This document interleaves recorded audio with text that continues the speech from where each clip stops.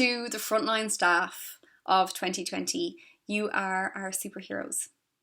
We are grateful for everything that you're doing, for keeping the community as safe as you can, for speeding up processing of testing so that we can try be informed, for the treatment, the support, the emotional support that you're giving to every person that you're coming in contact with, for the sleepless nights, for the distance from your family, from the risk of your own health, for everything that you're doing right now. We are so grateful. And I wanted to start off this video by saying that. I spent 10 years working in healthcare as a nurse, and I can only imagine the added pressure that is happening in 2020 with what we are currently experiencing. I, 4 years ago, moved away from nursing to move into a space of mindset development so that I could help health professionals be empowered with skills so that we could see a change in how people are experiencing their career and the burden of working within the health system. At the moment, we're really stretched, and it's interesting because I've always had this desire to do a few snippets for you guys so that you can have little tools to put in your tool belt, and I thought no better time to get started than now. So here we go. This is session 1. I have to say it was hard to pick where we would start, but I thought we would start at the beginning of the journey. Today it's about emotions, a word that we don't talk about very much within health professionals. I know I certainly didn't really have much time for that when I was especially deep into helping and caring for other people. But what I would say to you guys is the emotions that you're experiencing right now are very important and very valid on a few different levels. I think for me, the biological association with emotions really helped me to understand why it's important for me to actually stop and think about this. And what I mean by this is that the accumulation of stress, negative thoughts, whirlwind, our mind going off into whirlwinds of possibility of things that are not quite helpful or positive, it hasn't got a very good effect on our body physically, from an adrenal gland point of view and from a cortisone and stress response. It actually isn't great because the effects that stress has on our body physically can lower our immune system. And what we need for each one of you guys is to be at your best, to be at your peak, so that your immune system is high, so that you're at your best, so that hopefully you're able to be in this for the long run and also have energy and strength and health for your life outside of work. So there's a real reason why this is so important. I wanted to mention that first. So the first thing I wanted you guys to do on this little series that we're going to go through is really start acknowledging the emotions that you're feeling. It's okay. And that's the first thing I want to do, is give you permission. It's okay to not be okay. It's okay to feel overwhelmed. It's okay to be pissed off with people who are giving out about being stuck up at home and you're out trying to, just keep yourself safe. All these emotions are okay. What I would say is, though, the power and what I'm trying to explain to you guys in this little video is give yourself the luxury of expressing it, getting it off your chest so that it's outside of you rather than in you. And not, because what happens is if you leave it within you and you just dismiss it, it accumulates. Okay?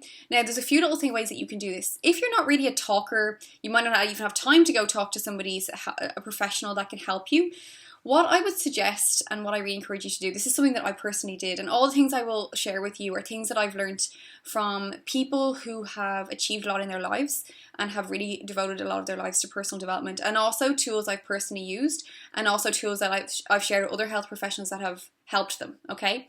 So with this tool, what I really recommend you guys do is I recommend that every health professional at this time especially should have like a little journal that they carry. This can be just your personal journal, no one else needs to see it. And I would give yourself 5 minutes, it's all it needs to be, in the car before a shift or after a shift, where you can just sit and write out how you're feeling. I am feeling blah, blah, blah. This feels like this in my body. And keep writing, and what you'll find is it will stir up the emotion, and that's okay, because it brings it to the surface. And then often what you find is as you write, you'll feel it getting off your chest. And this is a really important tool, because once it's off your chest, then you have the ability to move onto the second phase. The second phase of this is after it's expressed, it's starting to acknowledge is, what is one feeling I would like to be feeling today? So asking yourself the question, what is one feeling I would like to be feeling today? So your response to that might be something like, I would like to experience feeling calm. Now, if you're trying to get into a space of feeling calm, what I recommend that you guys can do, and this is, again, it sounds so simple, and I used to dismiss all of this. So if you find your head's going off a bit thinking, oh, this is a bit too simple, just try it. Is when you're trying to feel the feeling of calm, is just to put your hand on your chest. And when you take in a really slow breath,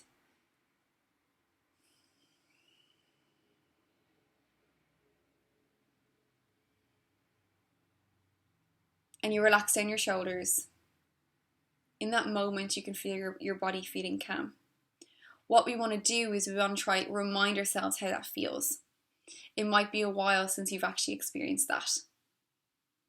And what you might want to say to yourself is, the feeling I'm experiencing is calm.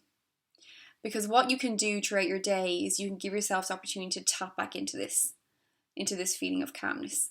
A calm mind, I will talk about more in our next video, is a very, very powerful tool. So no, this is where we're going with this, but the first step for this video is to really first thank you. Acknowledge the fact that you may be having feelings and emotions that are all over the place. It's okay, there's nothing wrong with it, and express them. Writing might be a helpful tool. You might need to just ask someone to listen to you, not to fix it or to do anything with it, just to be able to express. And just know that if you can find a tool that you can use and come back to over and over again during this time, it's going to help stop the accumulation of this stress building up in your life. And know that it's on a physical level, that's going to be a really helpful thing for you guys to do. So this is today's installment. I want to thank you all for watching and tuning in for this. Tomorrow I'll be back with you on a bit of a stage 2 for this. And until then, stay safe. Know that we are so, so grateful. And keep doing your amazing work. Talk to you soon.